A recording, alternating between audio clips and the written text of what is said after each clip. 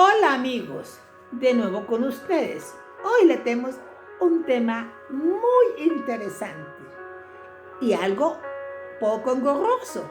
Vamos a hablar de la política que nos dice según la palabra de Dios.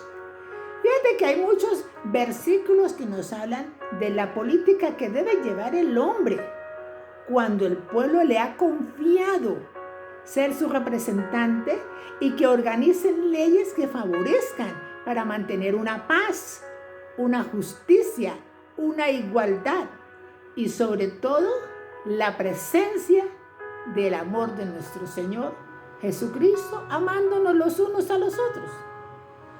Por eso es muy importante que tenga en cuenta todo aquel que aspira a tener ese cargo de fundamentar leyes para gobernar un pueblo.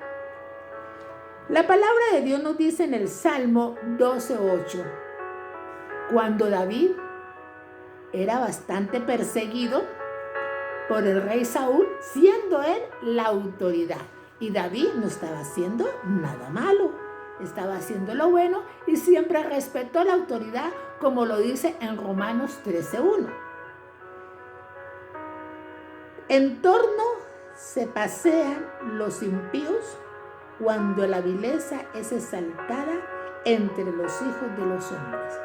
Eso sucede cuando hay resistencia, los llamados famosos paros, que los pueden empezar a hacer con uno de los mejores objetivos: igualdad, justicia, libertad y muchos otros parámetros. Pero hay que tener en cuenta con qué corazón se hace todo lo que se tiene que hacer. Si vamos a hacer un reclamo, hay que saberlo hacer. Si vamos a exigir algo, hay que saberlo hacer y demostrar que relativamente estamos padeciendo.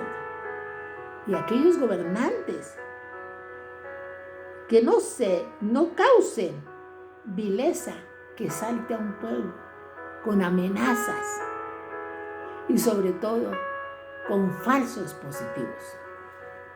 En el Proverbio 28:15, escrito nada menos que por el rey Salomón, dice así: ¿cuál león rugiente y oso agresivo es el gobernante perverso sobre el pueblo pobre?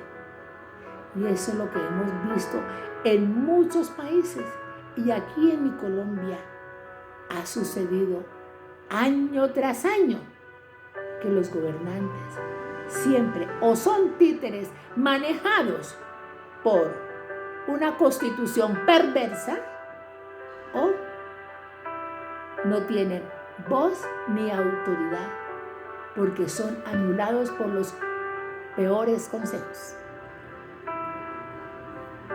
Apocalipsis 17:12 dice: ¿cuál es la autoridad verdadera? La regida por Dios. Por eso Dios creó 10 mandamientos y en eso resumió uno: amarás al Señor tu Dios con todo tu corazón, con todas tus fuerzas y con toda tu alma, y amarás a tu pueblo como a ti mismo. Luego, ¿cuál es la autoridad que Dios pone? Dios pone toda autoridad porque Él deja que el hombre elija y que según el criterio del hombre sean siempre buenos. Pero resulta que no.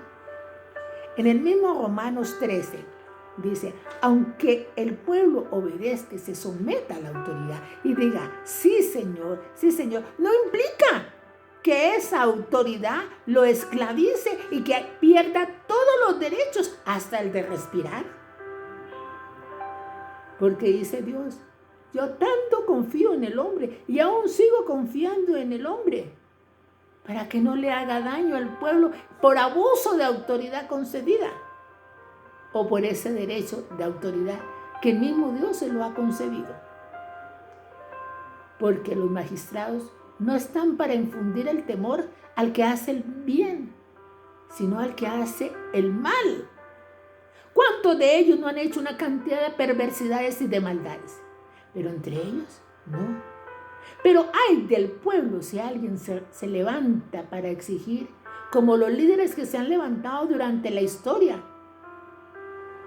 como se levantó Jorge Eliezer Gaitán, como se han levantado hasta humoristas para decir en broma las cosas que relativamente tenemos que decir. Pero entonces, ¿qué ha pasado con esta autoridad que aquí nosotros tenemos? Dice así, en Daniel 6, 4, 5.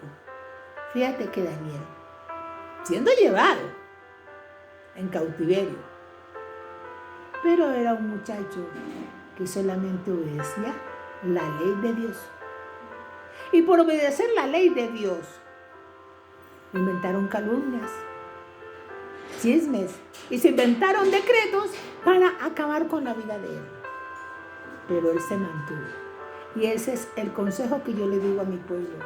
Mantengámonos cumpliendo la ley de Dios y dejemos que la justicia propia de Dios sea la que haga. Es la mejor revelación que puede hacer un pueblo, como lo hizo Daniel. Lo metieron al pozo, lo mandaron a la fosa, pero Dios lo cuidó. Ya para terminar con esta política en la Biblia, en el libro de Romanos 12:2 dice, el que dirige un pueblo, hágalo siempre con diligencia, y el que muestra misericordia, haga siempre con alegría. Hemos visto muchas atrocidades de ambas partes. La una porque, como lo dice en el Salmo 12, se deja llevar de la vileza exaltada, o sea, de esa pasión, de ese querer vengar, del querer exigir. Y los otros, no, en el querer imponer. Ay, Señor. En el 1 de Timoteo 2:2 dice, oremos para que los reyes, gobernantes y toda autoridad, para que podamos vivir una vida tranquila y sosegada, con piedad y dignidad. Si todo el pueblo se uniese, como le dice Malaquías,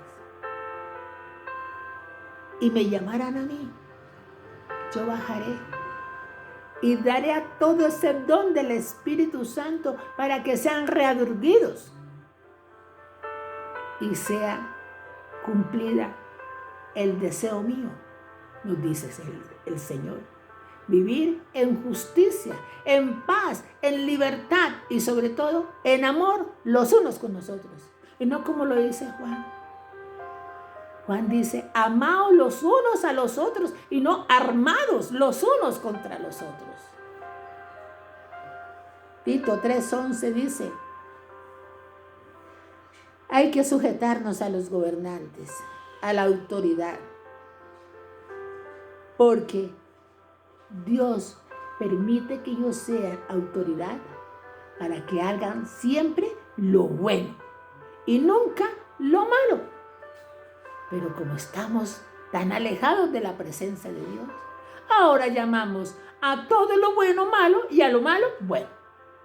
Y por eso el mal gobernante vive ataviado con miles y miles de guardaespaldas, pero viviendo en las mansiones y en los lujos, mientras el pueblo se muere.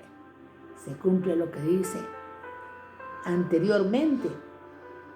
El mal gobernante anda como un león rugiente y un oso agresivo, persiguiendo a su pueblo. Bueno, ahí les dejo la inquietud. Dios los bendiga.